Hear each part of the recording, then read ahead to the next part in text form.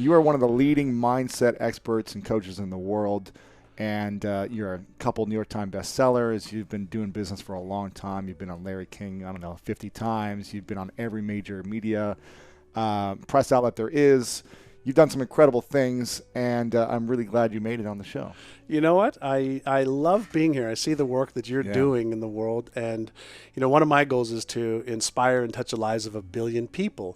But it's not directly through me, right? So it's through the people that I come into contact with, and you're doing some kick-ass work. I love it. I appreciate it. It's great to share the mic with you. Would you say that movie and documentary was a kind of a tipping point for you, or were you already doing a lot and you had the reach you wanted before then, and that was just kind of the icing on the cake, or what did that do for you?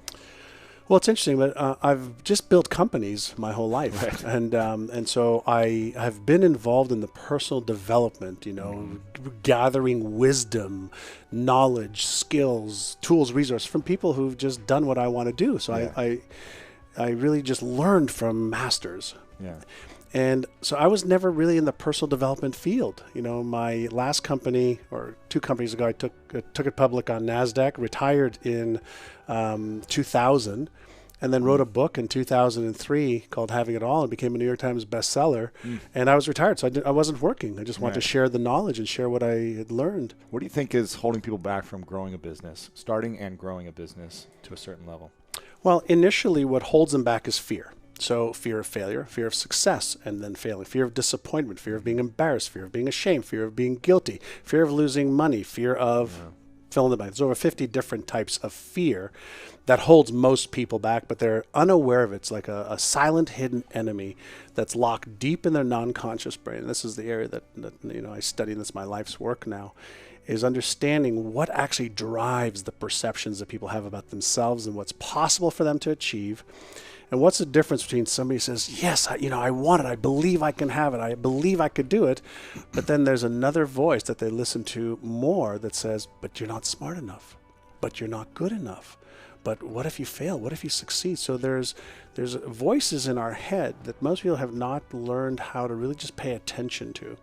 Because the voices that you hear, the thoughts that you're having, the conscious ones and even the non-conscious ones that percolate up to consciousness, if you pay attention, you can manage, where they go, because that's what actually fires the electrical signal and the chemical response that drives behavior.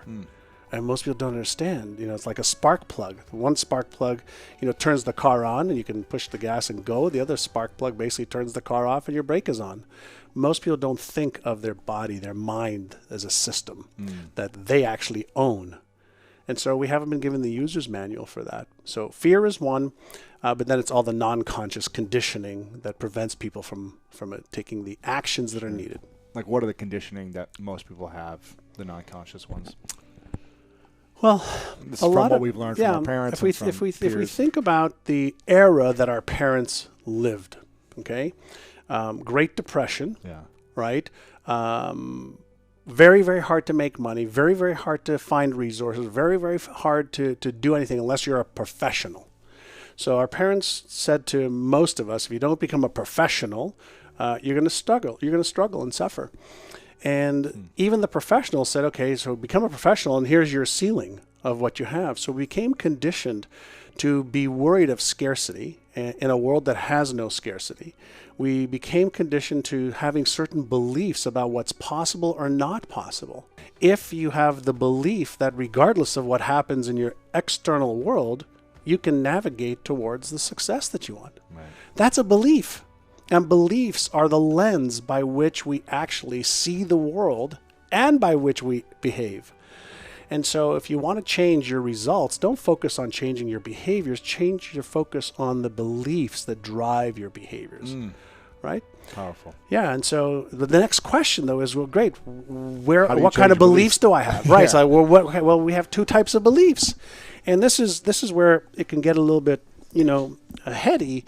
And that is, when you start talking about my brain, It's an organ. It's like your heart is an organ. You can speed up your heart. You can slow down your heart. You can, speed up the brain waves in your brain. You can slow them down. You can tune in. You can tune out. Yeah. We haven't been given the user's manual for the most powerful tool that we're aware of. That's right.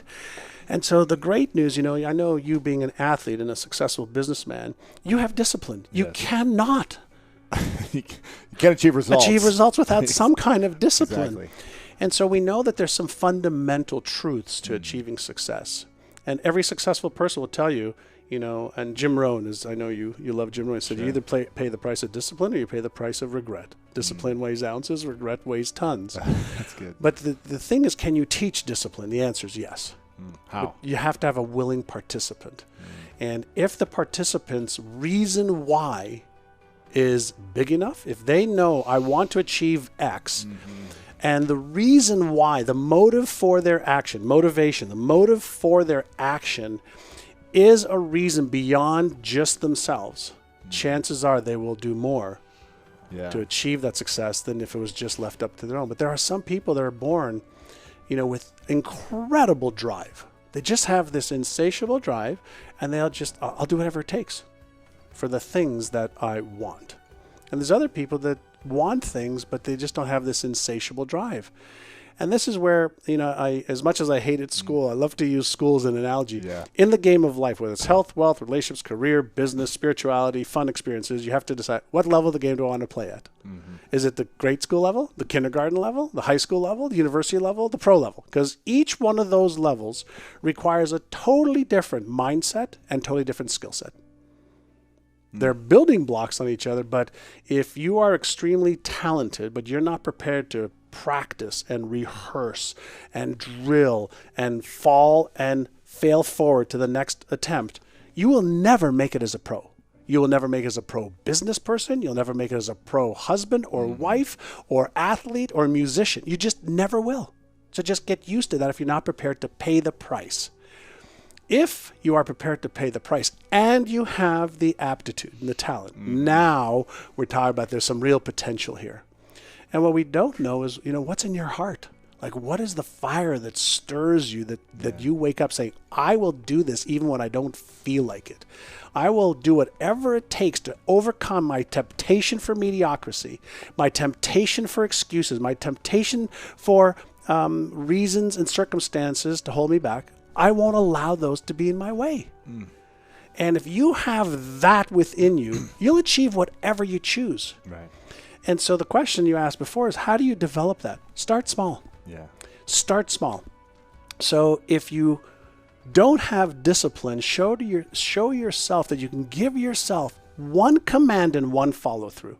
So you know what? Right now I'm going to get up and I'm going to do 2 push-ups. Right now, not like later, now. Right. Can you give yourself a simple command, 1 sit-up? Right now, I'm going to go get a glass of water.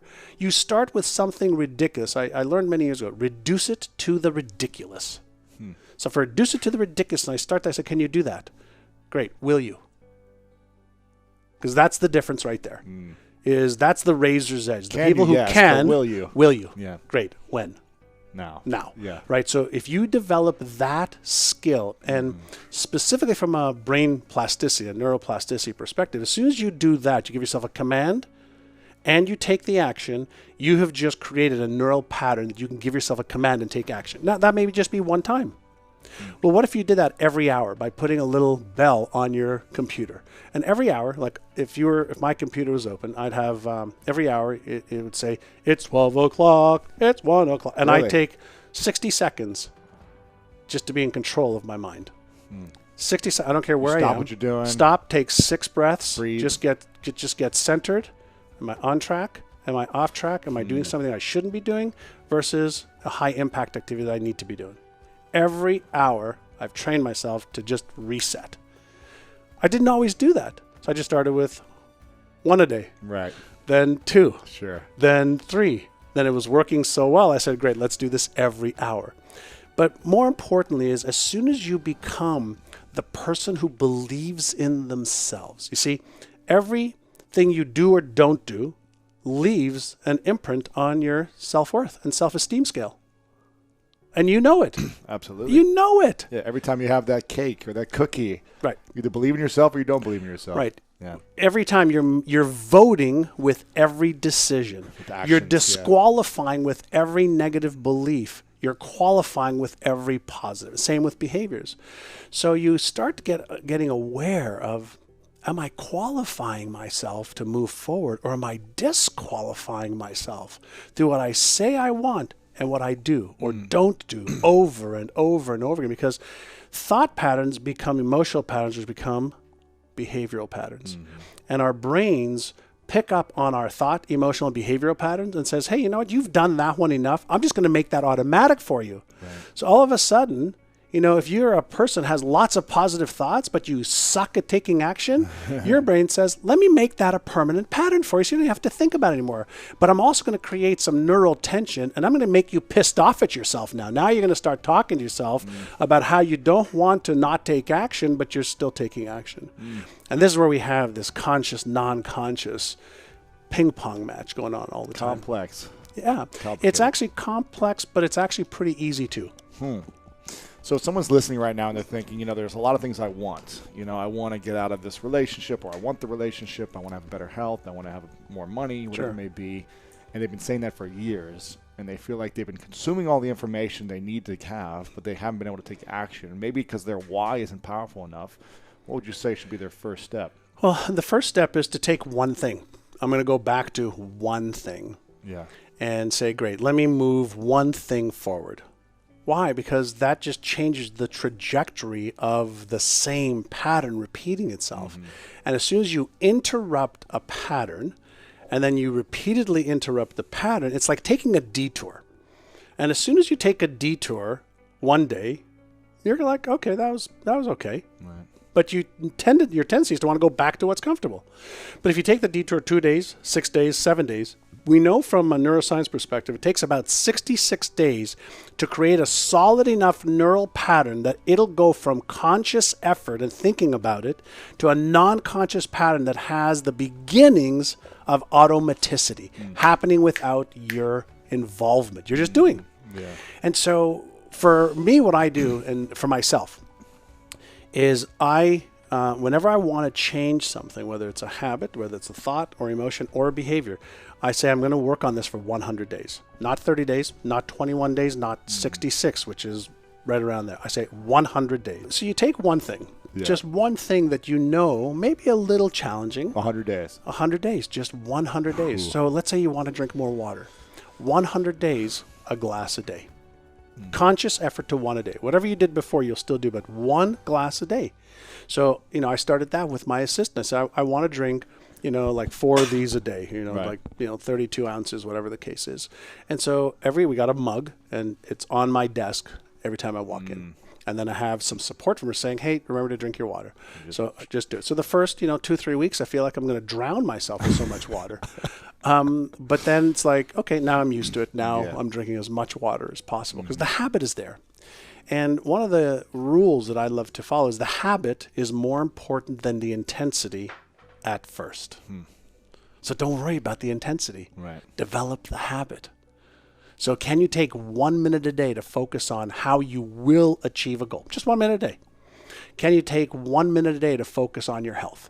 Yeah. Can you take 1 day to retrain your brain? Yeah. Can I take 1 day, or one action a day? And you start off with something, and reduce it down to just a minute or 2 minutes or one behavior. If you can get that behavior to be a habit, it's easy to stack. Right, of course. It's just like the foundation of a building. Once you have the foundation, if you build it right, you stack. And so every good discipline affects another, and every bad discipline affects others.